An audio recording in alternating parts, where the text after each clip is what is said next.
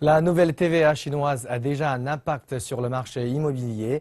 Elle aide en effet les vendeurs d'appartements à économiser de l'argent, en particulier ceux qui vendent des logements d'occasion. Les nouvelles règles sur la TVA en étaient mardi à leur deuxième journée de mise en application et le chef de l'administration d'État des taxes a déclaré qu'il s'attendait à une ruée sur l'émission de nouveaux reçus de TVA, mais la situation à Shanghai n'a pas été aussi fébrile que prévu.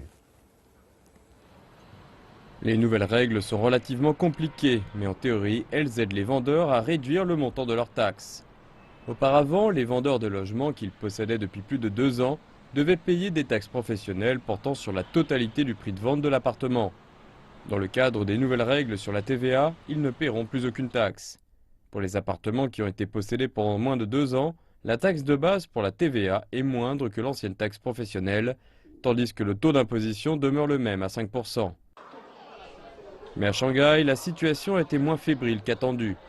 Le chef du bureau fiscal avait déclaré le mois dernier que l'une des principales difficultés dans la mise en place des nouvelles règles pour la TVA serait de devoir gérer un grand nombre de demandes de nouveaux reçus de TVA.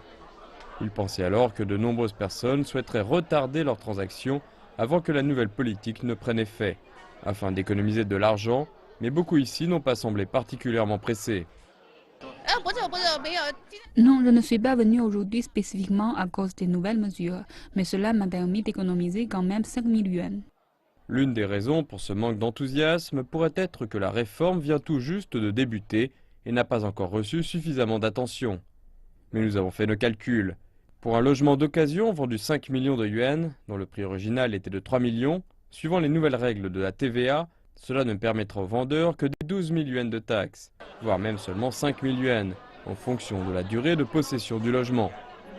Un analyste du secteur pense cependant que la réforme de la TVA permettra d'accroître les ventes de logements d'occasion sur le long terme. La question de savoir s'il y aura un pic des demandes dépendra du volume des transactions sur le marché.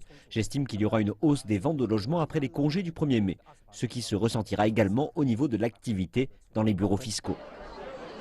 Les bureaux des agences immobilières ont annoncé qu'ils aideraient les vendeurs à recalculer leurs taxes dans le cadre des nouvelles règles de TVA, s'ils ne se sont pas encore acquittés de leurs taxes sur la vente dans le cadre des anciennes règles.